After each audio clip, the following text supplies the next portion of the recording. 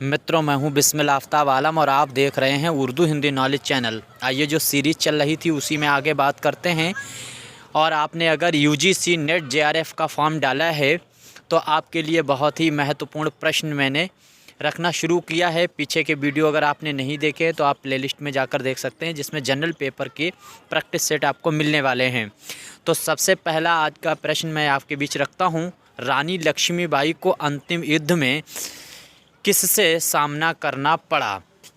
तो हीरोज़ जो है वो अंग्रेज़ी सेना का नेतृत्व कर रहा था और इसी से सबसे आखिरी युद्ध में सामना करना पड़ा है रानी लक्ष्मीबाई को। अंतिम युद्ध में इसी से सामना।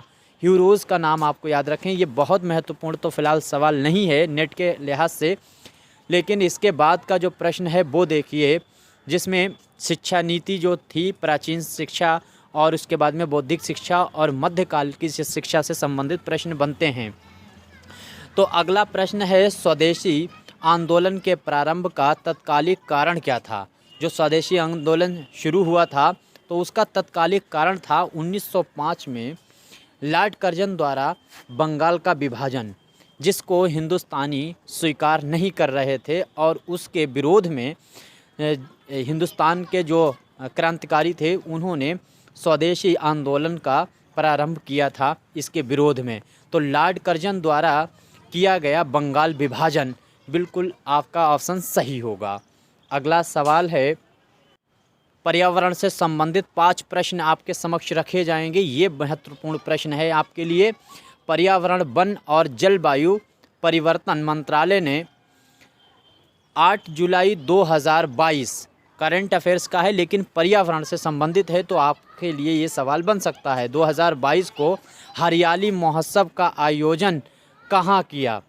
तो हरियाली महोत्सव का आयोजन नई दिल्ली में किया गया है। तालकोटरा स्टेडियम जो है उसमें इसका आयोजन किया गया है, नई दिल्ली। ये बात आपको याद रहे, बहुत ही महत्वपूर्ण प्रश्न है। अगला प्रश्न देखिए, प्रश्न नंबर 4, जुलाई 2022 में आयोजित अखिल भारतीय शिक्षा समागम का उद्घाटन प्रधानमंत्री नरेंद्र मोदी ने कहां पर किया? तो इन्होंने जो उद्घाटन किया है अखिल भारतीय शिक्षा समागम का, तो इनका जो क्षेत्र है, संसद का क्षेत्र जो है वो वाराणसी है। यहाँ से ये चुनाव भी जीते हैं, यहीं पर इन्होंने इसका उद्घाटन किया है, ये याद रखें। अब जो प्रश्न है वो आपके लिए बहुत महत्वपूर्ण प्रश्न है, इनको बिल्कुल भी आप अपने पास नोट कर सकते हैं। और इसी से संबंधित एक और प्रश्न है, जो सतत विकास जो है, सस्टेनेबल डेवलपमेंट के लिए आयोजन किया गया था। तो सतत विकास के लिए आवश्यक है, तो क्या आवश्यक है? ये चारों देखिए, जैविक विविधता का संरक्षण भी आवश्यक है, और इसके बाद में प्रदूषण जो होता है, प्रदूषण का निरोध एवं नियंत्रण, ये भी आवश्यक है। और इसके बाद में निर्धनता को घटाना, ये सारे टॉपिक हैं जो सस्टेनेबल डेवलपमेंट के लक्ष्य रखा गया, जिसमें 17 लक्ष्य हैं। उन लक्ष्यों में ये सभी शामिल हैं, ये बात आपको याद रखिए। जब थ्योरिकल मैं वीडियो आपके बीच रखूँगा उसमें इनके सभी लोगों और इनका शुभंकर और कौन सा लक्ष्य कितने समय तक के लिए, इस पे बात करेंगे। प्रश्न नंबर 6 है, क्योटो प्रोटोकॉल निम्न में से संबंधित है? निम्न में से किससे संबंधित है ये पूछा जा रहा है। तो क्योटो प्रोटोकॉल जो है ये बहुत ही ध्यान से आपको याद रखें, जलवायु परिवर्तन से ही ये सिर्फ जो है संबंधित है। आपके सामने वायु प्रदूषण और ग्रीन हाउस गैस, जल, ये सारे लक्ष्य हैं जिनको घटाना है सस्टेनेबल डेवलपमेंट में, लेकिन जलवायु परिवर्तन बहुत अहम है। अगला प्रश्न है, ब्लू कार्बन क्या है? तो ब्लू कार्बन जो है वह महासागरों और तटीय पारिस्थितिक तंत्रों द्वारा कार्बन, इस कार्बन से संबंधित है। दूसरी चीज़ यहाँ पर आपको जो याद रखना है, पारिस्थितिक शब्द किसने पहली बार प्रयोग किया? तो उसका नाम टेस्ले है, उनका नाम आपको याद रखना है, टेस्ले का, और उन्हीं ने ये शब्द प्रथम बार प्रयोग किया था। अगला प्रश्न है, पर्यावरण से संबंधित है, इसको देख लीजिए। सूची 1 को सूची 2 से मिलान करना है। ये मिलान करने वाले प्रश्न बहुत आते हैं, जिसमें आपको कूट के हिसाब से आपको जवाब देना होता है। तो मैंने इसको लगा कर देखा था, आप देख लीजिए, इसको कई बार बात कर चुके हैं। उष्णकटिबंधीय जो वन हैं वो वन जो है पाए तो जाते हैं सुंदरबन में, लेकिन साइलेंट वैली भी इन्हें कहा जाता है, ये बात आपको याद रहे।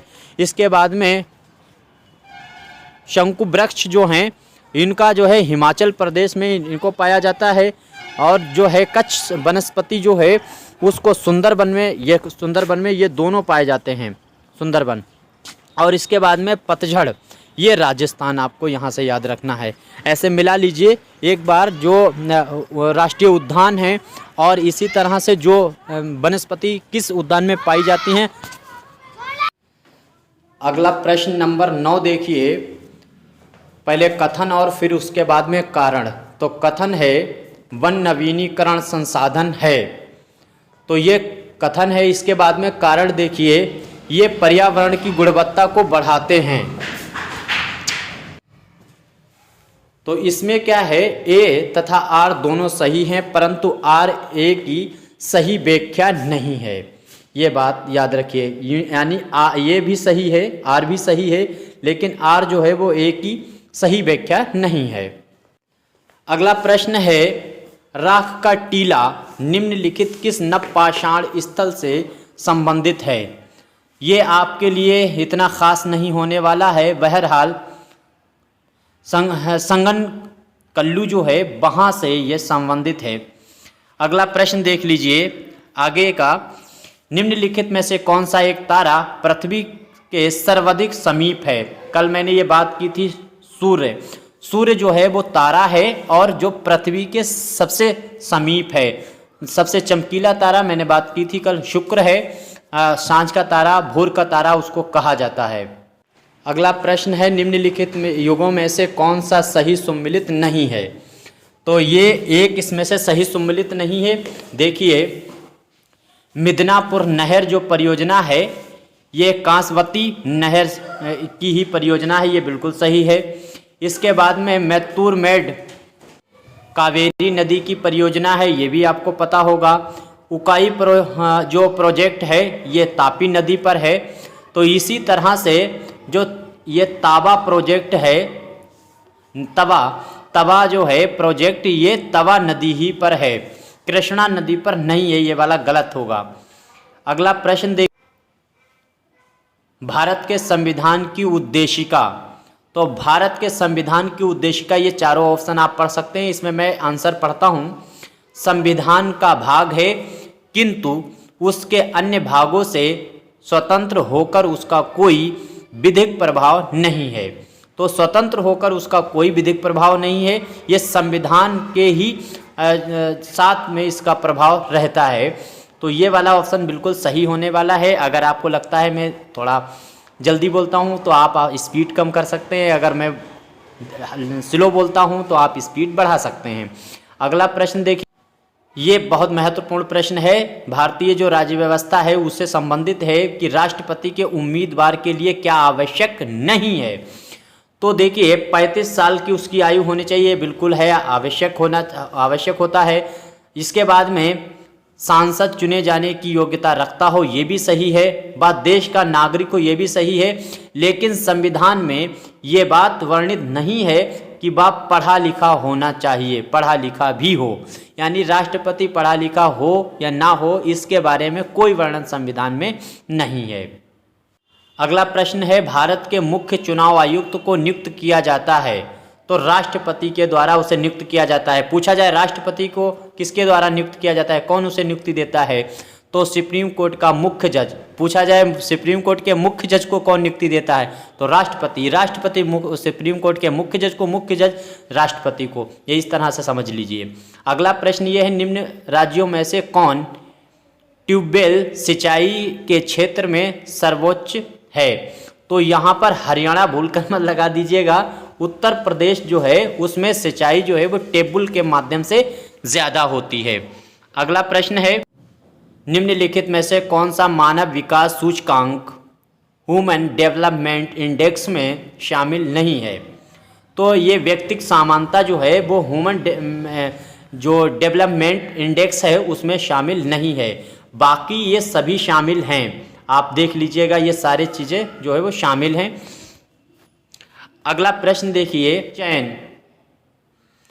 के उस प्रकार को किस रूप में जाना जाता है जो मात्र अपनी पहुंच के कारण शोधकर्ता को उपलब्ध है?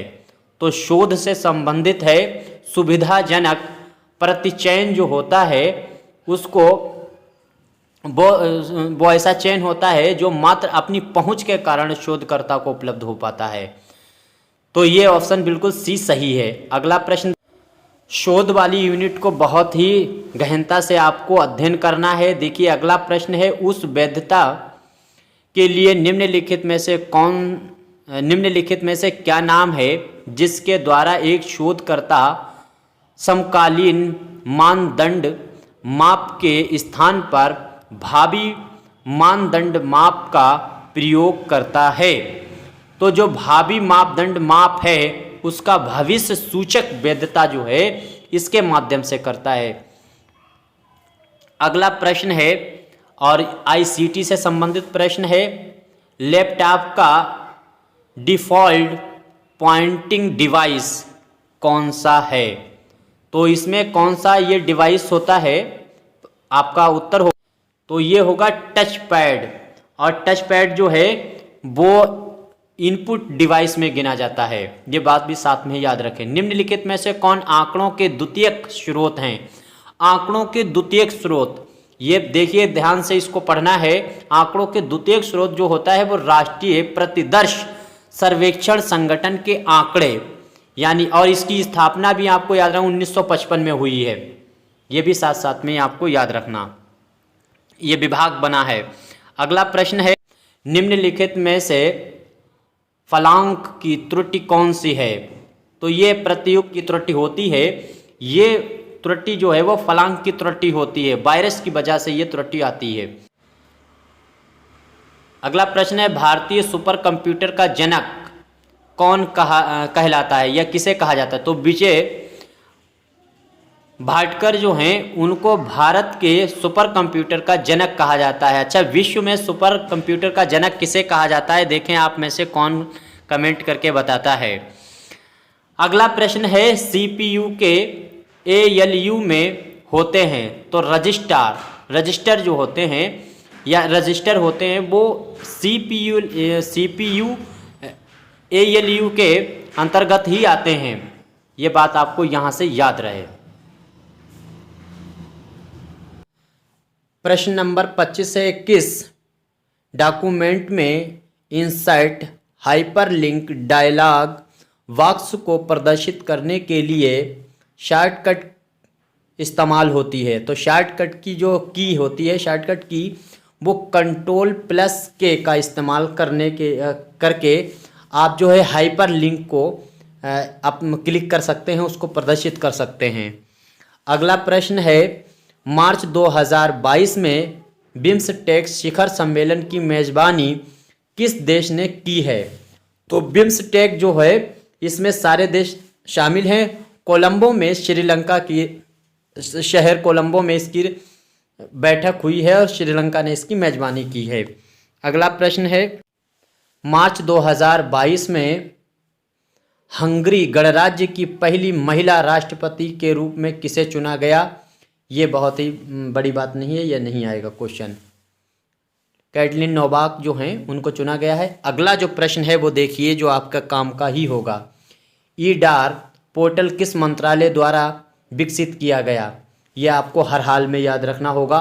सड़क परिवहन और राजमार्ग मंत्रालय है, उसके द्वारा ईडार पोर्टल को विकसित किया गया है। अगला प्रश्न है, प्रतिचयन के उस प्रकार को किस रूप में जाना जाता है जो मात्र अपनी पहुंच के कारण शोधकर्ता को उपलब्ध है? तो अभी मैंने इस पे बात की थी, ये दोनों क्वेश्चन वही रिपीट हो गए हैं। सुविधाजनक प्रतिचयन, ये आपको याद रखना है यहाँ से। और अगला वाला जो प्रश्न है वो भी पीछे मैं बात करता है, उस वैधता के लिए निम्नलिखित में से क्या नाम है जिसके द्वारा एक शोध समकालीन मानदंड माप के स्थान पर भावी मानदंड माप का प्रयोग करता है? तो भविष्य सूचक वैधता, ये आप यहाँ से याद रखें। तो इस तरह से 30 क्वेश्चनों पे मैंने चर्चा की। आपका कोई मशवरा है तो आप कमेंट कर सकते हैं, कोई त्रुटि है तो उस पर भी कमेंट करें जिससे मेरी भी समीक्षा हो सके। शुक्रिया, धन्यवाद।